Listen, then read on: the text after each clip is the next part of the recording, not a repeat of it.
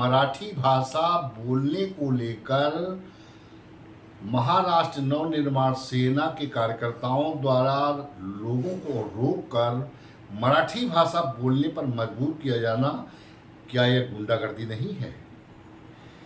क्या कोई भाषा अनिवार्य है किसी प्रदेश में बोलना? ये नवनिर्माण सेना या राज ठाकरे जो उनके अध्यक्ष है, उसके अध्यक्ष हैं, उनसे ये प्रणम्य भारत के माध्यम से 140 करोड़ की जनता की तरफ से पूछ रहा हूं सवाल। और उद्धव ठाकरे जो शिवसेना के राष्ट्रीय अध्यक्ष हैं, उनका कहना है कि मराठी भाषा का अपमान नहीं सहेंगे। तो उद्धव ठाकरे जी भी बताएं कि मराठी भाषा न बोलने वाला क्या मराठी का अपमान कर रहा है?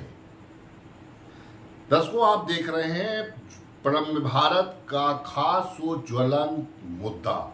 आज ज्वलंत मुद्दा में मैं ये मुद्दा लेकर हाजिर हुआ हूं कि भारत देश की फिल्म इंडस्ट्री बम्बई, महाराष्ट्र, जहां मराठी भाषा को लेकर राज ठाकरे की नवनिर्माण सेना कार्यकर्ता उनके या गुंडे कहें तो भी अतिशयोक्त न होगी, क्योंकि वो रोक कर मराठी भाषा बोलने पर लोगों को मजबूर कर रहे हैं।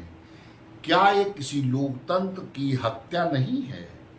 ये लोकतंत्र जीवंत है, हो रहा है कि आप भाषा कोई भी बोलिए, भारत में रहते हैं। और उद्धव ठाकरे जी शिवसेना के राष्ट्रीय अध्यक्ष कहते हैं मराठी भाषा का अपमान नहीं सहेंगे।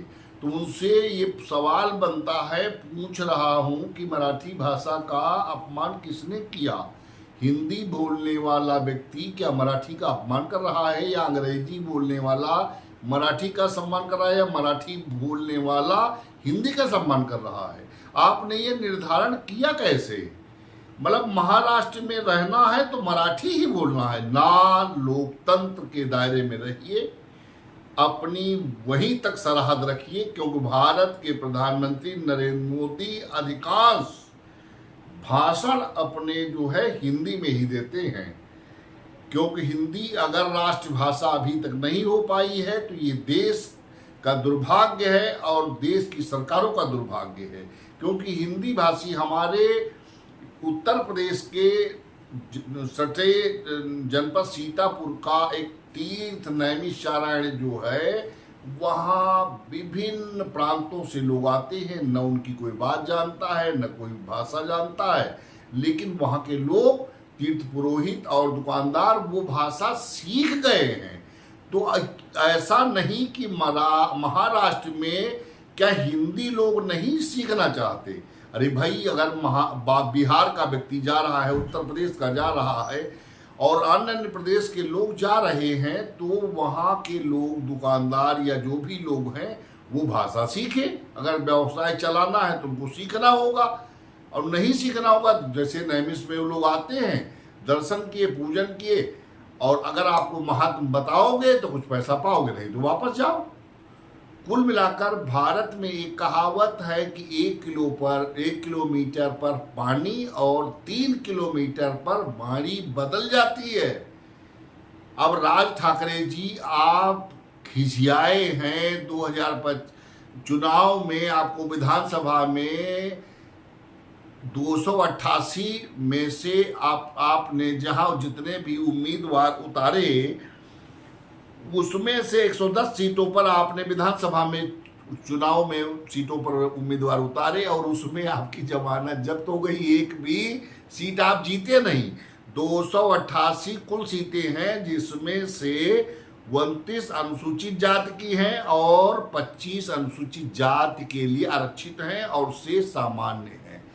और अब वहाँ की जो सरकार, मुख्यमंत्री देवेंद्र फडणवीस जी हैं, उन्होंने हिंदी भाषा को अनिवार्य कर दिया था। आप लोगों ने विरोध किया तो उन्होंने कहा नहीं, अनिवार्य नहीं करेंगे, अनिवार्य नहीं किया।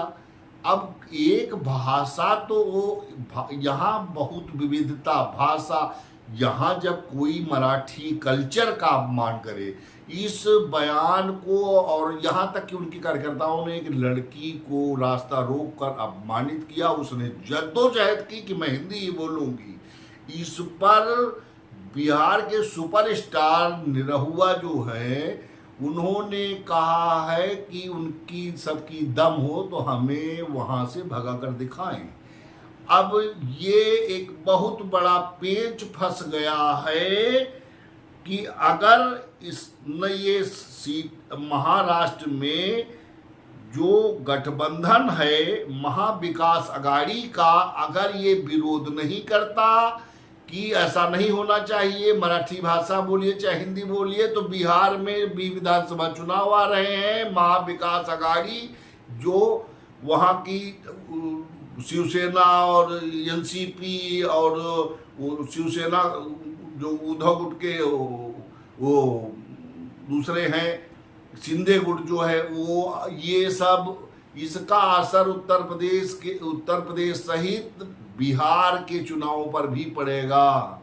और ये कांग्रेस को भी इस पर बोलना चाहिए कि नहीं, हिंदी तो आप बोलिए, भाषा आपकी, ये चॉइस आपकी है कि भाषा आप, एक तरफ आप कहते हो कि ये लोकतंत्र है, स्वतंत्रता सबको है, एक तरफ आप भाषा को लेकर के विवाद खड़ा करते हो, अपने कार्यकर्ता रूपी गुंडों से रास्ता रोक कर भाषा की बात करवाते हो। बहुत